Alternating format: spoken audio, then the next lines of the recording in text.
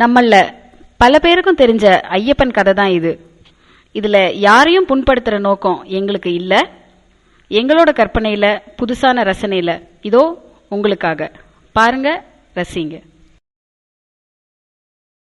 ஓம் நம சிவாய, ஓம் நம சிவாய, ஓம் நம சிவாய.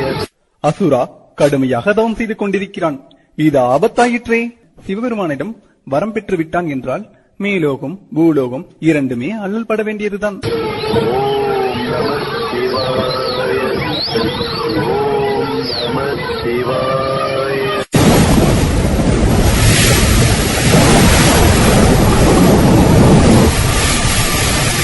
அசுரா, உன் தவ வலிமையைக் கண்டு மெச்சினோம்.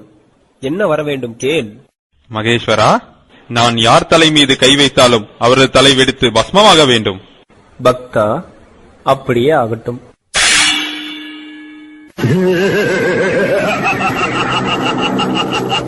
என்னை அழிக்க யாரும் இல்லை.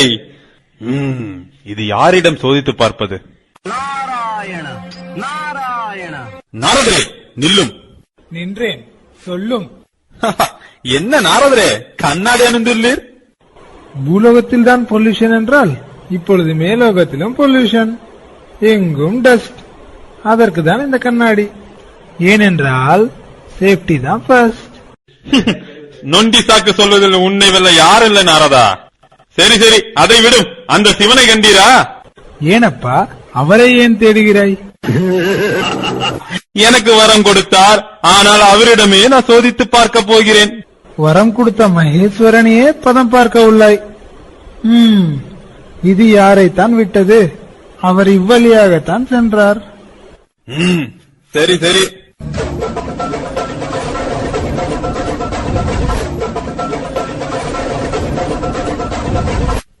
நாராயண நாராயண.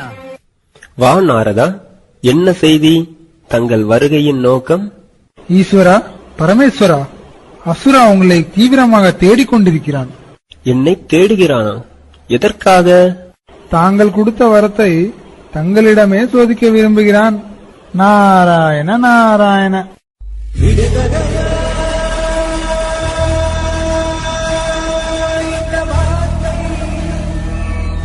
எனது கை என்னை அடிப்பதுவோ, எனது விரல் கண்ணை கெடுப்பதுவோ, அழுது அறியாத என் கண்கள் ஆது குணமாக மாறுவதோ, ஏனென்று கேட்கவும் நாதியில்லை. மகேஸ்வரரே, கலங்கம் வேண்டாம். வைகுண்டவாசி விஷ்ணுநாதரை நாடுங்கள், அவர் வழி கூறுவார்.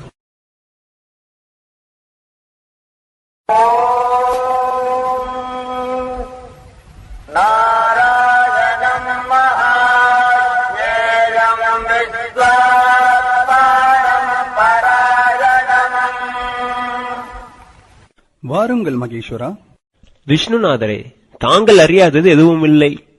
அசுரவிற்கு நான் கொடுத்த வரத்தால் எனக்கே ஆப்பாயிற்று. இதற்கு நீங்கள் தான் உதவ வேண்டும். தேவர்களும் மகிழ்ச்சியால் மிகவும் அல்லல் படுகின்றனர். தங்களுக்கும் எனக்கும் பிறக்கும் குழந்தையால் மட்டுமே தனக்கு மரணம் நிகழ வேண்டும் என்று மகிழ்ச்சி பிரம்மனிடம் வரம் பெற்றுள்ளாள். நாம் இருவரும் இணைந்து அசுராவையும் மகிழ்ச்சியையும் அழிப்பதற்கு புதிய ட்ரெண்டை கண்டுபிடிக்க வேண்டும். கவலை வேண்டாம் மகேஸ்வரா. பெண் நினைத்தால் முடியாதது எதுவும் இல்லை. ஆவதும் பெண்ணாலே, அழிவதும் பெண்ணாலே. நான் மோகினி வடிவம் பூண்டு அசுராவின் விதியை முடிக்கிறேன்.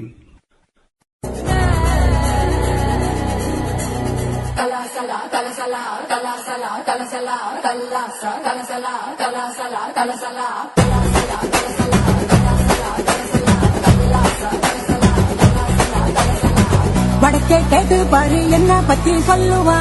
கர்டா கிடா போலே என் பேரத்தான் மெல்லுவா.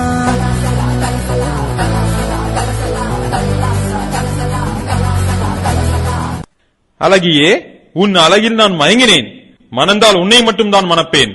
நான் ஒரு நாட்டிய பேரழகி மல்லிகா. என்னை யாரேனும் மணமுடிக்க வேண்டுமெனில் என்னுடன் சமமாக நடனமாட வேண்டும். அதற்கு நீ தயாரா? நான் எப்பொழுதுமே தயார். அவன் தலையில் அவன் கையையே வைத்து அவன் விதியை முடிக்க வேண்டியதுதான்.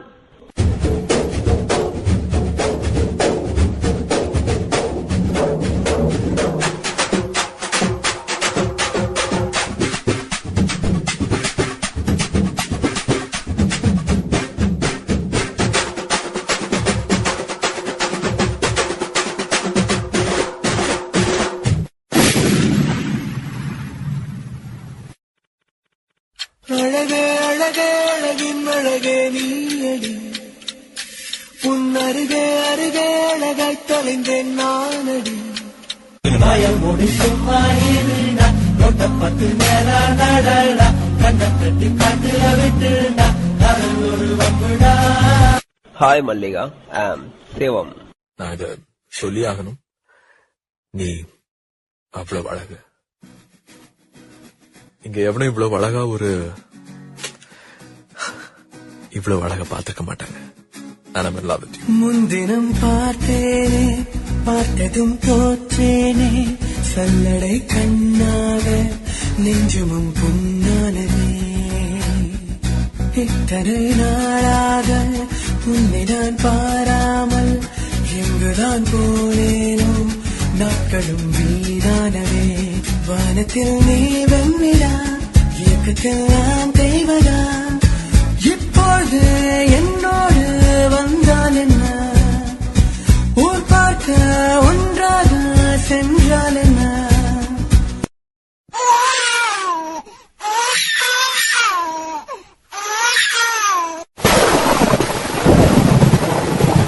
தேவர்களே, உங்கள் துன்பத்தை போக்க பம்பை நதிக்கரையிலே மணிகண்டன் அவதரித்து விட்டான். ராஜாதிராஜ ராஜகம்பீர ராஜகுலதிலக பந்தல நாட்டு வேந்தன் ராஜசேகர பாண்டியன் வரார் வரார் வரார். இறைவா, எனக்கு திருமணமாகி 10 வருடங்கள் ஆயிற்று. இருந்தும் இந்த அரண்மனைக்கு ஒரு வாரிசு இல்லையே. பம்பை நதிக்கரையிலே உனக்கு ஒரு பாலகன் கிடைப்பான். அவனை எடுத்து வளர்த்துக்கொள். உன் நாடும் உன் குலமும் செழிக்கும். அப்படியே செய்கிறேன் இறைவா.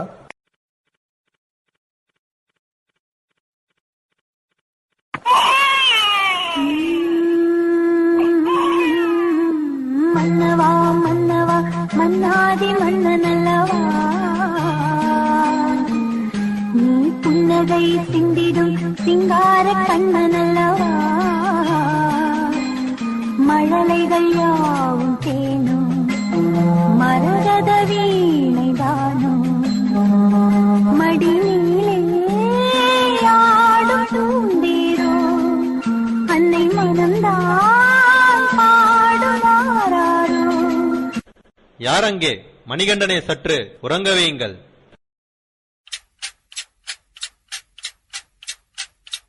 ராணியாரே, மணிகண்டனுக்கு வயது 10 ஆயிற்று. அறிவாற்றிலும் வல்லவனாக திகழ்கிறார். நமது சாம்ராஜ்யத்தை ஆளும் பொறுப்பை மணிகண்டனிடம் தரவிருக்கிறேன். இதை பற்றி உங்களின் கருத்து? நானும் அதைத்தான் நினைத்தேன் அரசே. அப்படியே ஆகட்டும்.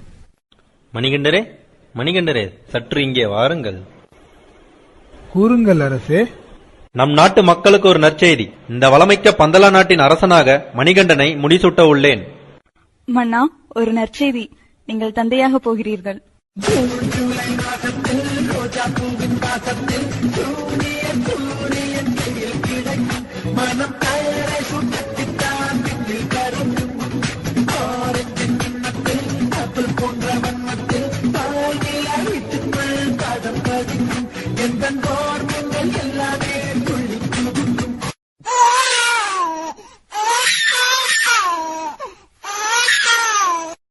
இந்த அரண்மனை வாரிசு இவன்தான். இவனல்லவா இந்த நாட்டை ஆள வேண்டும். அந்த அனாதை நாடோடி இந்த நாட்டை ஆள்வதா? கூடவே கூடாது. நான் ஏதாவது செய்தாக வேண்டும். என்ன செய்வது? தலைவலி என்று நாடகமாடி புலிப்பால் கொண்டு வர மணிகண்டனை காட்டிற்கு அனுப்பிவிடுவதுதான் சரி. ஐயோ, கடவுளே, தலைவலி உயிர் போகிறதே, தாங்க முடியவில்லையே. என்ன செய்வதென்று தெரியவில்லையே. புலிப்பால் கொடுத்தால்தான் சரியாகும் என்று வைத்தியர் சொல்கிறார். தந்தையே, கவலை வேண்டாம். என் அன்னைக்காக நான் சென்று புலிப்பாலோடு வருகிறேன்.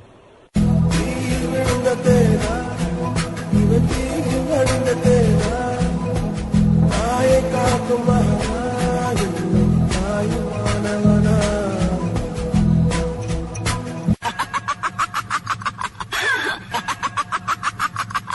யார் நீ? வழியை விடு. நானா? நான் தான் மகிஷி. இந்த காட்டுக்குள் என்னை மீறி யாரும் வர முடியாது. எங்கிட்ட மோதாதே ராஜாதி ராஜனடா, பொம்புக்கு இழுக்காதே நான் வீராதி வீரனடா. அடிச்சா தாங்க மாட்டேன், 4 மாசம் தூங்க மாட்டேன், மோதி பாரு வீடு போய் சேர மாட்டேன். நான் புடிச்சா உடம்பு புடி, நான் சிரிச்சா வானவடி, நான் பாடும் பாட்டுக்கு தோல் பறை நீஜடி. நான் அடிச்சா தாங்க மாட்டேன், 4 மாசம் தூங்க மாட்டேன், மோதி பாரு வீடு போய் சேர மாட்டேன். அதில் உள்ள சொன்னபடி கேளு, பக்க பண்ணாதே, என்னுடைய ஆளு இடைஞ்சல் பண்ணாதே.